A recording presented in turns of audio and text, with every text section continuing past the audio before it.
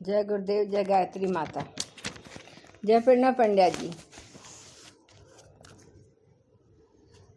अंतर जगत यात्रा में प्रेरणा पंड्या जी लिखते हैं कि तेरे प्रयासों से मिलेगी समाधि में सफलता।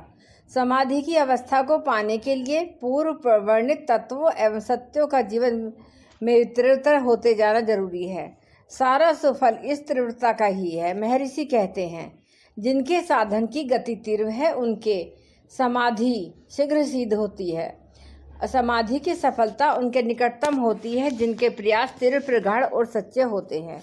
महर्षि के इस सूत्र में अनगिनत योग साधकों के सभी शंकाओं, समस्याओं, संदेहों एवं जिज्ञासाओं का समाधान है। इन पंक्तियों को पढ़ने वाले साधकों के मन में कभी न कभी यह बात अंकुरित हो जाती है कि इतने दिन हो गए साधना करते, बरस बीत गए गायत्री जपते, अथवा साल गुजर गए ध्यान करते, पर कोई परिणाम नहीं प्रकट हुआ।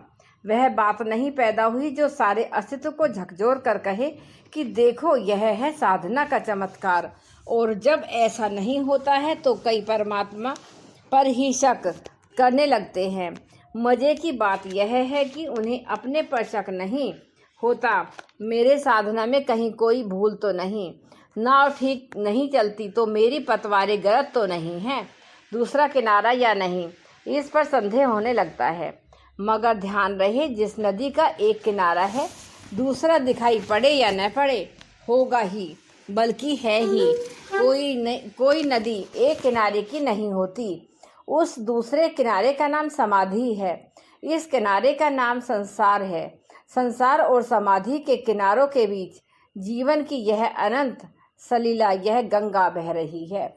अगर ठीक से नाव चलाई जाए तो सही ढंग से साधना की जाए तो समाधि निश्चित है। परम पूज्य गुरुदेव इस बारे में एक कहानी सुनाते थे। एक साधु थे बनारस में, नाम था हरि बाबा। उनके एक शिष्य ने उनसे पूछा कि मैं बहुत जप तप करता हूँ पर सब अकारण जाते हैं, भगवान हैं भी या नहीं। मुझे बोले, चल मेरे साथ आ, थोड़ी देर गंगा में नाव चलाएंगे और तेरे सवाल का जवाब भी मिल जाएगा। बाढ़ में उफनती गंगा में हरि बाबा ने नाव डाल दी। उन्होंने पतवार उठाई, पर केवल एक नाव चलानी ही हो तो दोनों पतवारें चलानी होती हैं, पर वह एक ही पतवार से नाव चलाने लगे। नाव गोल गोल चक्कर काटने लगी। शिष्य तो डरा, पहले तो बाढ़ से उफनती गंगा, उस पर से गोल गोल चक्कर। वह बोला, अरे आप यह क्या कर रहे हैं? ऐसे तो हम उस किनारे कभी न पहुँचेंगे।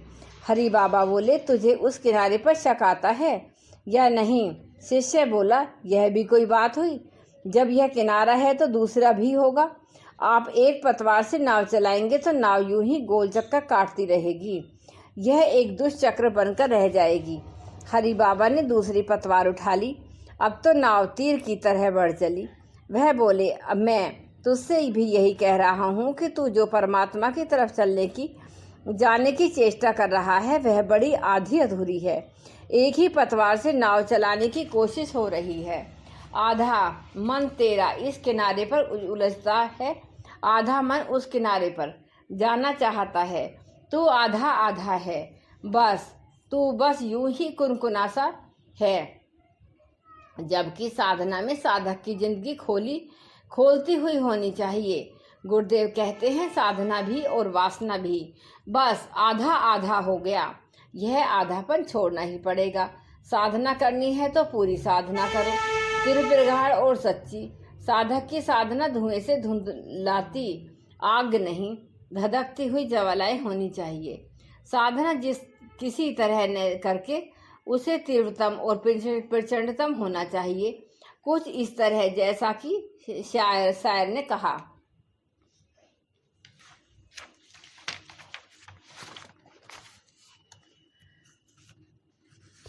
कहा, लजते काम और तेज करो, तलक ही ए जाम और तेज करो।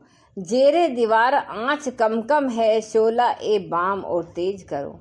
उस तापिश को जो खून रुलाती है, शहर ओ शाम और तेज करो। परा तक पिले पुख्ता काशी ए शौक, हवसे खाम और तेज करो।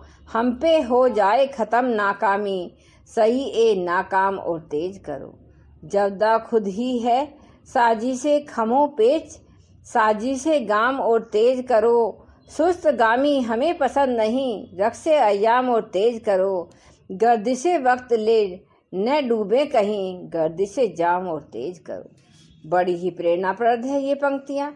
जो इसके मूल को नहीं समझ पा रहे उनके लिए इसका संक्षिप्त भाव है कि अपने प्रयासों में तेजी लाओ, समग्रता पाओ। अगर इच्छा की है तो इच्छा के स्वाद की ओर तीव्र करो। अगर उस तरफ बढ़े ही हो तो फिर डरो मत। तिक्त स्वाद से उन्माद की परिपक्वता के लिए पागलपन पूरा होना चाहिए। कच्ची चाहत से काम चलने वाला नहीं, चाहत पक्की होनी चाहिए।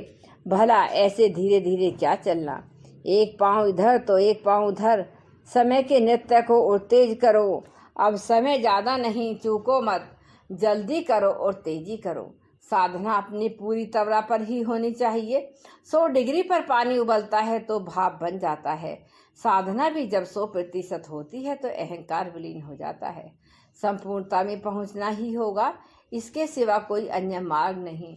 जय गुरुदेव, जय गायत्री माता, जय प्रणव पंडित।